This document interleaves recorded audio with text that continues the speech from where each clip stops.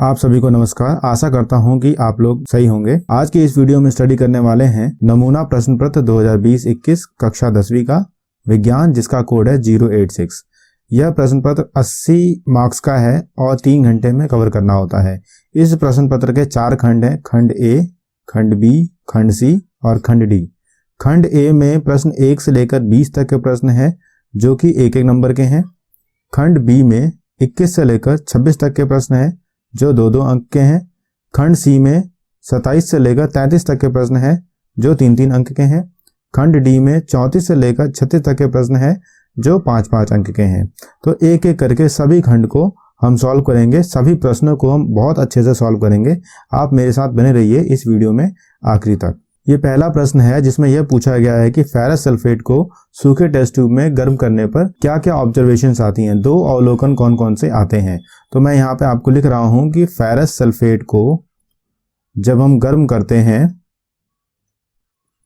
तो यहाँ पे बनता है Fe2O3 ferric oxide, sulphur dioxide और सल्फर ट्राइऑक्साइड। सल्फर डाइऑक्साइड और ट्राइऑक्साइड जो है, इनकी जो स्मेल होती है सड़े हुए अंडे की तरह होती है और इससे थोड़ा सा दम घुटने लगता है। तो पहली पहचान ये हो गई कि इनसे दम घुटने लगता है। सल्फर डाइऑक्साइड और ट्राइऑक्साइड की जो गैस होती है ये रंगहीन होती है, इसमें कोई रंग नहीं होता। और तीसरा हल्का हरा रंग, ये इसका जो होता है हल्का हरा रंग होता है फेरस सल्फेट का। यह फेरिक ऑक्साइड जब बनता है तो लाल रंग का हो जाता है। तो यहाँ पे 3 ऑब्जर्वेशन मैंने बताई हैं, किसी 2 ऑब्जर्वेशन को आपको लिखनी है। अब इसके और पार्ट यानी या पार्ट में जाते हैं। यहाँ कहा गया है 1 ml हाइड्रोक्लोरिक एसिड, 1 ml पतला हाइड्रोक्लोरिक एसिड को 1 मिलीग्राम सोडियम धातु के साथ मिलाने पे क्या होगा। तो हम लेते हैं यहाँ पे HCl जो कि डाइल्यूट है, मतलब पानी मिला हुआ है, और इसको हम सोडियम के साथ मिला रहे हैं। तो क्या होता है, तो यह सोडियम क्लोराइड बन जाएगा और यहाँ पे हाइड्रोजन गैस निकलेगी। और ये जो हाइड्रोजन गैस है ये पॉप साउंड के साथ बाहर आएगी। अब इसको बैलेंस कर लेते हैं। यहाँ पे 2 आ गया और यहाँ पे NaCl के साथ भी 2 आ जाएगा और यहाँ पे भी हाइड्रोजन के 2 हो गए, यहाँ पे हाइड्रोजन के हो गए। Na का यहाँ पे सिंगल है और यहाँ पे 2 है तो यहाँ पे भी 2 Na लिख देते हैं। तो यहाँ पे 2 Na 2 Na, 2 hydrogen 2 hydrogen, 2 Cl और 2 Cl। सो बैलेंस करना भी बहुत जरूरी है क्योंकि यहाँ पे रिएक्शन पूछी गई है और ये पूछा गया है कि क्या क्या चीजें बन के बाहर आती हैं। इस प्रश्न में पूछा गया है पानी की स्थायी कठोरता। पानी की स्थायी कठोरता मतलब उसमें नमक की मात्रा ज्यादा होने पे आप किस चीज का इस्तेमाल करते हैं, उस रासायनिक चीज का रासायनिक नाम और रासायनिक सूत्र लिखिए। तो रासायनिक नाम है सोडियम कार्बोनेट डेकाहाइड्रेट। अब हम समझते हैं डेकाहाइड्रेट किसे कहते हैं। ये सोडियम कार्बोनेट है और डेका मतलब 10 अणु हैं पानी के। तो हर सोडियम कार्बोनेट के अणु के साथ 10 अणु पानी के जुड़े हुए हैं और इसका पूरा नाम है सोडियम कार्बोनेट डेकाहाइड्रेट और ये इसका रासायनिक सूत्र है Na2CO3.10H2O। तीसरे प्रश्न की तरफ चलते हैं। यहाँ ये पूछा गया है कि एक समरूप श्रृंखला में क्या क्या चीज नहीं देखने को मिलता। तो समरूप श्रृंखला आपको समझाने के लिए मैं यहाँ पे लिखता हूँ CH3OH। ओके, CH3CH2OH, फिर है CH3CH2CH2OH। तो आप यहाँ देख रहे होंगे कि हर अगली श्रेणी में CH2 ऐड हो रहा है। इसके बाद फिर इसमें भी CH2 ऐड हो रहा है। CH2 ऐड होने का मतलब 14 यूनिट मास जो है वो जुड़ रहा है अगली श्रेणी में। तो ऐसी श्रेणी जिसके फंक्शनल ग्रुप जो है वो सेम हो और मास जो है 14 यूनिट का बढ़ रहा हो, उसको हम कहते हैं समरूप श्रृंखला। समरूप श्रृंखला में हमारे ये चीज आती है कि हर बार CH2 ऐड हो रहा है और 14 यूनिट मास उसमें जुड़ रहा है। भौतिक गुण का मतलब यह है कि इनका जो भौतिक गुण है यानी उसका जो मास है, उसका जो वेट है वो 14 यूनिट बढ़ रहा है और एक ही कार्यात्मक समूह है। कार्यात्मक समूह मतलब ये जो अल्कोहल ग्रुप है, ये जो अल्कोहल ग्रुप है OH, यह एक ही तरह का कार्य करता है। तो ये तीनों पॉइंट सही हो रहे हैं। ए पॉइंट जो है वो गलत है क्योंकि एक ही टाइप का रसायन है, एक ही तरह का अल्कोहल ग्रुप है, इस कारण से रासायनिक गुण जो होंगे इसमें परिवर्तन नहीं आएगा। इसका आंसर हो जाएगा ए, क्योंकि एक ही तरह के होने के कारण रासायनिक गुणों में कोई परिवर्तन नहीं आता। चलिए, चौथा प्रश्न कह रहा है कि दोपहर के समय सूर्य सफेद क्यों दिखाई देता है। तो दोपहर के समय धरती के सूर्य नजदीक होने के कारण से इसमें कोई बिखराव नहीं होता। आपने पढ़ा होगा प्रिज्म में कि जब व्हाइट लाइट आती है, जब सफेद लाइट आती है तो यह विभिन्न भागों में टूट जाती है क्योंकि यह प्रिज्म है और यहाँ पे डेंस होने के कारण से यानी घना होने के कारण से ये लाइट टूट जाती है। लेकिन सूर्य जब बहुत नजदीक होगा तो यहाँ पे नजदीक होने का मतलब यहाँ पे कम एयर होगी तो यह लाइट डायरेक्टली आ जाएगी और इसलिए यह सफेद दिखाई देगी। पांचवें प्रश्न में ये पूछा गया है गोलाकार दर्पण या पतले गोलाकार लेंस। तो दर्पण या लेंस की जो फोकल लंबाई है वो -15 सेंटीमीटर है, -15 सेंटीमीटर है। तो आपको ये बताना है कि वो दर्पण या लेंस कौन सा है, उत्तल लेंस है या अवतल लेंस है। तो अवतल लेंस के केस में चाहे वो अवतल दर्पण हो या फिर अवतल लेंस हो, इन दोनों में जो फोकल लंबाई होती है वो हमेशा माइनस में होती है। तो ये इसका उत्तर हो जाएगा अवतल दर्पण और अवतल लेंस। ध्यान रखिएगा अवतल दर्पण और अवतल लेंस में नेगेटिव होता है, उत्तल दर्पण और उत्तल लेंस में पॉजिटिव होता है फोकल लंबाई। चलिए छठा प्रश्न ये भी 1 मार्क का है। इसमें यह पूछा गया है कि अवतल दर्पण द्वारा बनाई गई छवि वास्तविक, ध्यान रखिएगा वास्तविक होनी चाहिए, उल्टी होनी चाहिए और वस्तु से बड़ी होनी चाहिए। तो इस प्रश्न में यह पूछा गया है कि उस जगह पे हम वस्तु को रखें जहां पे वास्तविक उल्टा और वस्तु से बड़ा प्रतिबिंब हमें देखने को मिले। तो मैंने यहाँ पे इस डायग्राम में बताया है कि ये सेंटर ऑफ कर्वेचर और फोकल लेंथ, प्रमुख फोकस और वक्रता केंद्र के बीच में अगर हम किसी वस्तु को रखते हैं तो इसका जो प्रतिबिंब बनता है वो C के पीछे बनता है और उसमें वास्तविकता, उल्टा होना और वस्तु से बड़ा होना मौजूद होता है। तो ये इसका उत्तर आसानी से हम लिख सकते हैं। इस प्रश्न का ये डायग्राम बनाना जरूरी नहीं है, लेकिन ये डायग्राम मैंने इसलिए दे रखा है कि आप जो है वो अच्छे से समझ सकें कि यह क्या है। इसका या पार्ट पढ़ते हैं। इस या पार्ट में पूछा गया है लेंस के उस भाग का नाम बताइए। ध्यान रखिएगा लेंस के उस भाग का नाम बताइए जिसके माध्यम से प्रकाश की किरण बिना कष्ट किए गुजर जाती हैं। तो उस लेंस का वह भाग जहां से प्रकाश की किरण बिना कष्ट के, बिना विचलन यानी मुड़ाव के निकल जाती हैं वो होता है उसका केंद्र यानी प्रकाशीय केंद्र। तो प्रकाशीय केंद्र चाहे उत्तल लेंस हो चाहे अवतल लेंस हो, इन दोनों का जो प्रकाशीय केंद्र है यहाँ पे अगर कोई किरण आती है तो बिना किसी विचलन या बिना किसी कष्ट के वह संचालित हो जाती है, उसमें कोई भी परिवर्तन नहीं आता है। यह प्रश्न बहुत अच्छा है और बहुत इंपॉर्टेंट है। अभी हमने वर्कशीट्स में भी सॉल्व किया था। यहाँ कहा गया है कॉइल ए और कॉइल बी में, कॉइल ए में करंट पास करते हैं तो जी में क्या डिफ्लेक्शन देखने को मिलेगा। तो अगर हम करंट इसके अंदर पास करते हैं, अगर स्विच ऑन करते हैं तो जी में राइट साइड में डिफ्लेक्शन होगा और स्विच ऑफ करते हैं तो लेफ्ट साइड में डिफ्लेक्शन होगा। अगर करंट हमेशा ऑन रहेगा या स्विच हमेशा ऑफ रहेगा तो इसमें कोई डिफ्लेक्शन देखने को नहीं मिलेगा, यानी ये सेंटर 0 पे इसकी जो सुई है, गैल्वेनोमीटर की जो सुई है वो रुकी रहेगी। और गैल्वेनोमीटर किसे कहते हैं? गैल्वेनोमीटर एक ऐसा यंत्र है जो हमें ये बताता है कि इस सर्किट में करंट है या नहीं है, और अगर करंट है तो वह किस दिशा में है, पॉजिटिव दिशा में है या नेगेटिव दिशा में है। तो यहां से हम कह सकते हैं अगर स्विच ऑन करते हैं या फिर ऑफ करते हैं तो राइट या लेफ्ट साइड में इसकी जो सुई है वो घूमती है। अगर हमेशा ऑन रहेगा या फिर हमेशा ऑफ रहेगा तो फिर इसकी सुई में कोई बदलाव देखने को नहीं मिलेगा। 8वां प्रश्न बहुत आसान है। इसमें एक वायर के अंदर, एक सीधी वायर के अंदर करंट प्रवाहित करी जा रही है, विद्युत धारा प्रवाहित करी जा रही है, और यह पूछा गया है कि चुंबकीय क्षेत्र क्या होगा। अगर इसका चुंबकीय क्षेत्र की बात करें, अगर करंट ऊपर की तरफ जाता है तो चुंबकीय क्षेत्र में आपको ये लाइन दिख रही होगी, ये लाइन जो है वायर के ऊपर से जा रही है, यानी यहाँ से चुंबकीय क्षेत्र आउट हो रहा है और यहाँ से चुंबकीय क्षेत्र इन हो रहा है। अब हम 9वें प्रश्न की तरफ पहुंच चुके हैं। यहाँ पे पूछा गया है दो असमान प्रतिरोध समांतर से जुड़े हुए हैं। तो दो असमान प्रतिरोध हम यहाँ पे बना देते हैं। एक असमान प्रतिरोध ये रहा, रजिस्टर ये रहा, और दूसरा रजिस्टर ये रहा। यहाँ पे इसे हमने बैटरी से कनेक्ट कर दिया और ये यहाँ पे की लगा देते हैं और ऐसे कर देते हैं। ये हो गया दो असमान प्रतिरोध समांतर से जुड़े हुए हैं। यदि आपको किसी भी अन्य मापदंड प्रदान नहीं किया गया है, मतलब कोई भी अन्य मापदंड नहीं बताया गया है, ये जो प्रतिरोध है इसका क्षमता कितनी है, वोल्टेज की क्षमता कितनी है, यह कुछ भी नहीं बताया गया है, तो आपको ये बताना है कि वोल्टेज ड्रॉप यानी इन दोनों के बीच में वोल्टेज ड्रॉप होगा कि नहीं होगा। तो मान लीजिए कि ये हमारा करंट यहाँ से निकलता है, विद्युत धारा प्रवाहित होती है, और विद्युत धारा प्रवाहित होने के कारण यहाँ से ऊपर करंट चला जाता है, नीचे करंट चला जाता है। इसका रेजिस्टेंस मान लेते हैं R1 है, इसका जो प्रतिरोधक क्षमता है वो है R2 है। तो इन दोनों को अगर टोटल करा जाए तो वोल्टेज V जो होगा वो इसके बराबर होगा, और यहाँ जो टोटल किया जाए तो वोल्टेज V जो होगा वो इसके बराबर होगा। यानी इन दोनों में समांतर वोल्टेज ड्रॉप हो रहा है, यानी वोल्टेज का कोई भी परिवर्तन यहाँ पे देखने को नहीं मिल रहा है, वोल्टेज दोनों में समांतर है। और यही रूल है, समांतर रूप से अगर प्रतिरोधों को लगाया जाए तो इसका आंसर हो जाएगा वोल्टेज ड्रॉप दोनों में समान है। ये प्रश्न बहुत इंपॉर्टेंट है और या में दिए रखा है। इस प्रश्न में आपको पूरी डेफिनेशन दी गई है। इस पूरी डेफिनेशन को अगर आप ध्यान से पढ़ें, अंतरिक्ष में एक बिंदु से अनंतता तक एक चार्ज Q को स्थानांतरित करने के लिए कुछ काम किया जाता है। तो उस काम की जो परिभाषा है वो यहाँ पे दे रखी है। काम वो W मतलब वर्क डन, Q मतलब चार्ज, V मतलब वोल्टेज। तो ये इसकी परिभाषा दे रखी है, आपको इसके फॉर्मूले को लिखना है। चलिए प्रश्न 10 की तरफ बढ़ते हैं। यहाँ सिद्ध करना है कि नसें जो होती हैं यानी वेन्स जो होती हैं वो उनमें पतली दीवारें होती हैं और उनमें वाल्व होते हैं। तो पतली दीवारें इस तरीके से होती हैं क्योंकि उनमें हाई प्रेशर ब्लड नहीं होता, अधिक दाब वाला ब्लड नहीं होने के कारण उनमें पतली दीवारें होती हैं।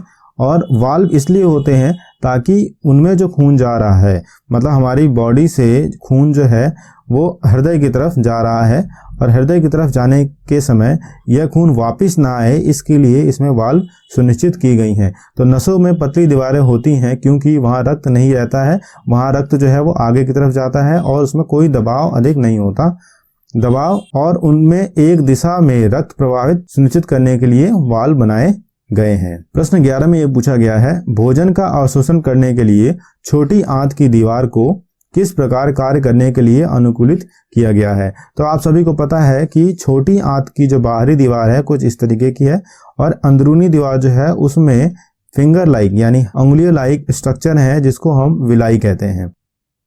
कुछ इस तरीके का स्ट्रक्चर होता है ताकि इसके अंदर जो फूड है वो आसानी से अवशोषित किया जा सके। तो छोटी आंत की आंतरिक परत में कई उंगली की तरह विली नामक अनुमान होता है जो अवशोषण के लिए सतह क्षेत्र को बढ़ाते हैं। तो विली नामक चीज होती है और अवशोषण करने में सहायता करती है। यह 10वां प्रश्न का या पार्ट है। इसमें पूछा गया है, एक बकरी और एक बाघ में किसकी छोटी आंत लंबी होती है। तो बकरी की छोटी आंत लंबी होती है या बाघ की छोटी आंत लंबी होती है, यह आपको बताना है। तो मैं आपको बताता हूं, बकरी शाकाहारी है, घास खाती है और घास को पचाने के लिए उसको लंबी आंत की जरूरत होती है क्योंकि घास में सेलुलोज होता है और ये जो सेलुलोज है इसको पचाने के लिए हमें लंबी आंत की आवश्यकता होती है। तो जितने भी शाकाहारी जीव हैं जो साग सब्जी खाते हैं, जो पौधों से डायरेक्ट रूप से जुड़े हुए हैं, उनके पत्तियां को, उनके मूल कण को खाते हैं, उनमें सेलुलोज को डाइजेस्ट करने के लिए उनकी छोटी आंत जो है वो बड़ी होती है। तो बच्चे बहुत जल्दी से को निशाना लगा देते हैं कि छोटी आंत बड़ी होती है। तो आपको ध्यान रहे कि बाघ साइज में बड़ा होता है लेकिन उसकी छोटी आंत की लंबाई जो होती है वो बकरी की छोटी आंत से छोटी होती है। अब 12वें प्रश्न में आपको ये पूछा गया है कि ओजोन एक घातक जहर है फिर भी हमारे पर्यावरण के लिए आवश्यक कार्य करता है। तो आपको ये बताना है कि ओजोन किस प्रकार से एक घातक जहर है। तो ओजोन परत से हमें एक फायदा ये होता है कि यूवी विकिरण यानी यूवी किरण जो होती है हमारे पृथ्वी पर नहीं आती, तो हमें एक कर्क रोग जो चर्म यानी चमड़े का कर्क रोग नहीं होता और इसको हम इंग्लिश में कैंसर भी कहते हैं। पहला फायदा ये हो जाता है। और नुकसान के लिए अगर कहें कि ओजोन अगर हम अपने अंदर ले लें, अपने अंदर अपने नाकों से उसे खींच लें तो हमें बेहोश भी होना हो सकता है और बहुत देर तक खींचने के बाद मृत्यु भी हो सकती है। अब या में एक प्रश्न पूछा गया है, कारण दे कि क्यों एक खाद्य श्रृंखला में 4 से अधिक ट्रैफिक स्तर नहीं होते हैं। तो एक खाद्य श्रृंखला में, फूड चेन में 4 से अधिक ट्रैफिक स्तर क्यों नहीं होते हैं। तो मैं यहाँ पे बताता हूँ कि अगर खाद्य श्रृंखला की बात करें तो सबसे पहले हमारा आता है, कोई प्लांट आता है, कोई पौधा आएगा, पौधे के बाद आएगी उसको खाने वाली बकरी, बकरी के बाद उसको खाने वाला आएगा बाघ। तो ये खाद्य श्रृंखला में पौधे में जो पावर थी वो बकरी ने ली और बकरी की जो पावर है वो बाघ ने ली। तो ये जो पावर है यानी प्लांट से जो पावर है वो बकरी ने ली, बकरी ने उस पावर को कुछ इस्तेमाल किया, कुछ कम करके बाघ को दिया और बाघ से भी कुछ कम करके आगे जाएगा चील के पास जो सड़ी गली चीजों को खाते हैं। तो इतनी पावर नहीं होने के कारण से, इतनी क्षमता, इतनी ऊर्जा नहीं होने के कारण से ये चील तक बहुत कम ऊर्जा पहुंचती है। इसीलिए प्रत्येक चरण पर ऊर्जा का नुकसान इतना ज्यादा होता है कि बहुत कम उपयोग करने योग्य ऊर्जा 4थे ट्रैफिक स्तर तक बचती है। इसलिए 5वां ट्रैफिक स्तर होता ही नहीं है नेचर में। चलिए अब समझते हैं कि पाचन में अग्नाशय की भूमिका बताइए। तो पाचन में अग्नाशय पैंक्रियाज की भूमिका बताइए। तो पैंक्रियाज दो तरह से कार्य करता है, एक पाचक रस के रूप में और एक पावक रस के रूप में। पाचक रस का मतलब है कि पाचक रस में यहाँ पे यह पचाने के कार्य करता है और पावक रस में जो चीज पची हुई है उनको कोशिकाओं तक पहुंचाने में कार्य करता है। तो शरीर में तात्कालिक ऊर्जा ग्लूकोज को जलाकर मिलती है, तो ग्लूकोज को जलाने में ये पाचक रस कार्य करता है। कोशिकाओं को ग्लूकोज उपलब्धि और उपयोग के लिए इंसुलिन की आवश्यकता होती है और ये इंसुलिन हार्मोन जो है वो हमें अग्नाशय से प्राप्त होता है। तो इसके दो कार्य हो गए, एक पाचक रस के रूप में और दूसरा पावक रस के रूप में। चलिए अब प्रश्न 14, 15, 16 जो है वो एक ही तरह के प्रश्न है। यहाँ पे एक कथन दिया होता है, एक दिया होता है कथन और दूसरा जो है उसका कारण दिया होता है। बेसिकली ये भी कथन है, ये भी कथन है, लेकिन कई बार ये जो कथन है वो पहले वाले कथन का कारण बन जाता है और अगर ये दोनों कथन सत्य हैं तो हम ए पॉइंट को जाएंगे और आर दावे की सही व्याख्या करता है तो ए पॉइंट को जाएंगे। अगर ए और आर यानी पहला कथन और दूसरा कथन सत्य है लेकिन आर जो है वो पूर्ण रूप से पहले कथन की व्याख्या नहीं कर रहा है तो बी की तरफ जाएंगे। अगर ए यानी पहला कथन जो है वो सत्य है लेकिन दूसरा कथन असत्य है तो सी की तरफ जाएंगे। और डी अगर ए कथन भी गलत है और दूसरा कथन भी गलत है तो उसकी तरफ ये जाएंगे आर की तरफ। तो आपको इन 4 पॉइंट्स में से किसी एक पॉइंट को चुनना है हर 14वें, 15वें और 16वें प्रश्न में। तो चलिए पढ़ते हैं 14वें प्रश्न के बारे में। तो 14वां प्रश्न है, दीवार को सफेद करने के लिए 2 से 3 दिनों के बाद दीवार में एक चमकदार सफेदी प्राप्त होती है। तो दीवार को सफेद करने के लिए 2 से 3 दिनों के बाद दीवार में एक चमकदार सफेदी प्राप्त होती है। उसका कारण देखते हैं। कैल्शियम ऑक्साइड कार्बन डाइऑक्साइड के साथ प्रतिक्रिया करता है। कैल्शियम ऑक्साइड कार्बन डाइऑक्साइड के साथ प्रतिक्रिया करता है, इस कारण से हम ऐसे पढ़ेंगे, कैल्शियम ऑक्साइड कार्बन डाइऑक्साइड के साथ प्रतिक्रिया करता है और इस कारण से दीवार जो है वो 2-3 दिन में सफेद हो जाती है। तो कारण तो पहले ही गलत हो गया क्योंकि हम जानते हैं कि कैल्शियम हाइड्रोक्साइड जो है वो कार्बन डाइऑक्साइड के साथ रिएक्शन करता है तो बनाता है कैल्शियम कार्बोनेट और वाटर। और ये जो कार्बन डाइऑक्साइड है वो 2-3 दिन में दीवार से रिएक्ट करके जिस दीवार में यह कैल्शियम हाइड्रोक्साइड लगाया गया है चूने के रूप में, उसके साथ रिएक्ट करके 2-3 दिन में यह सफेद रूप में कैल्शियम कार्बोनेट बनाती है। तो दूसरा कथन तो वैसे ही गलत हो गया, पहला कथन सही है। इसका आंसर हो जाएगा ए सत्य है लेकिन आर असत्य है। 15वें प्रश्न की तरफ जाते हैं। खाद्य श्रृंखला हमारे शरीर में हानिकारक रसायनों के प्रवेश के लिए जिम्मेदार है। तो यह हानिकारक रसायनों के प्रवेश के लिए जिम्मेदार है क्योंकि खाद्य श्रृंखला में जो हम एनिमल प्रोडक्ट लेते हैं यानी मांस मच्छी खाते हैं, उनमें अगर कोई ऐसी जहरीली चीज होती है तो वह हमारे शरीर में आके रुक जाती है। कारण देखते हैं। खाद्य श्रृंखला की लंबाई और जटिलता बहुत भिन्न है। लंबाई और जटिलता के कारण से ऐसा नहीं होता कि हानिकारक तत्व तो हमारी बॉडी में रह जाएं। कई बार बहुत ज्यादा लंबाई होने के कारण भी वह हमारे बॉडी में नहीं रहते। तो यह दोनों कथन सही हैं, लेकिन ये जो दूसरा कथन है ये पहले कथन का उचित कारण नहीं है, इसलिए इसका उत्तर हो जाएगा ए और आर दोनों सत्य हैं। पहला कथन और दूसरा कथन सत्य हैं, लेकिन आर यानी दूसरा कथन जो है वो सही व्याख्या नहीं कर रहा पहले कथन की। अब इसका या पाठ पढ़ते हैं। इस कथन में लिखा है, व्यक्तियों की अधिक संख्या निचले ट्रैफिक स्तर में मौजूद होती है। सो व्यक्तियों की या फिर किसी जीव की, जैसे मान लीजिए यहाँ पे अगर हम घास को गिने तो एक ग्राउंड में बहुत सारी घास होती है। इस घास को खाने वाले कुछ ही हिरन होते हैं और इन हिरन को खाने वाले कुछ ही बाघ होते हैं। तो अगर पहले स्तर की बात करी जाए तो यहाँ पे घास की संख्या अधिक होती है, दूसरे स्तर में हिरन की संख्या थोड़ी कम होती है, घास के मुकाबले कम होती है और बाघ की संख्या उससे भी कम होती है। यह कथन सही है कि पहले स्तर पर जीवों की जो संख्या होती है वह अधिक होती है, दूसरे स्तर पर जीवों की संख्या पहले स्तर से कम हो जाती है और तीसरे स्तर पर जीवों की संख्या दूसरे कथन से भी कम हो जाती है। तो यह कथन सही है। दूसरा है, ऊर्जा का प्रवाह अप्रत्यक्ष है। अप्रत्यक्ष का मतलब डायरेक्ट है, जैसे यहां से हिरन की तरफ जा रहा है, हिरन से बाघ की तरफ जा रहा है, हिरन से कभी भी घास की तरफ नहीं जाता। तो ये भी सही है, ये भी सही है, लेकिन दूसरा कथन जो है उचित कारण नहीं दे रहा पहले कथन का। इसका कारण अगर यह लिखा होता कि पहले कथन में अधिक ऊर्जा होती है, इस कारण से दूसरे कथन में जो ऊर्जा जाती है वो कम जाती है, क्योंकि पहले कथन से दूसरे कथन तक जाते वक्त ऊर्जा का कुछ हानि होती है। तो ए और आर दोनों सत्य हैं, लेकिन आर जो है वो मुक्त व्याख्या नहीं कर रहा पहले कथन की, तो इसका आंसर हो जाएगा बी। चलिए प्रश्न 16 की तरफ चलते हैं। यहाँ लिखा है एक अनुमानस्विद बैगनी फूलों वाला मटर और सफेद फूलों वाले मटर को क्रॉस किया गया है। तो बैगनी फूलों वाले मटर और सफेद फूलों वाले मटर को क्रॉस करते हैं, तो यहाँ पे पहले जनरेशन में मिलेगा हमारे पास बैगनी फूल, बनेंगे बैगनी फूल। ओके, तो ये जो बैगनी फूल है, अब हमें ध्यान रखना है कि कारण क्या दे रखा है।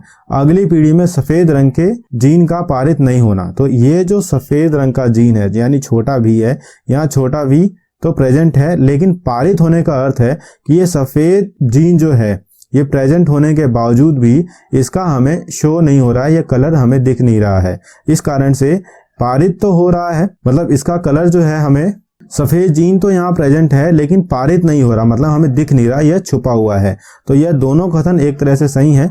ए और आर दोनों सत्य हैं और आर दावे की सही व्याख्या करते हैं, तो इसका उत्तर हो जाएगा ए। यहाँ पे सफेद जीन जो है वह पारित तो है लेकिन पूर्ण रूप से नहीं दिख रहा है, यानी छुपा हुआ है। अगर किसी बच्चे को यह नहीं समझ में आ रहा कि यह किस तरह से प्रश्न हम करा रहे हैं, तो आप मुझे कमेंट बॉक्स में जरूर लिखिए, ताकि हम खंड बी, खंड सी और खंड डी को भी अच्छे से सॉल्व करके दे सकें। बाकी के प्रश्न अगली वीडियो में मैं आपके लिए बहुत जल्द लेके आ रहा हूं। धन्यवाद।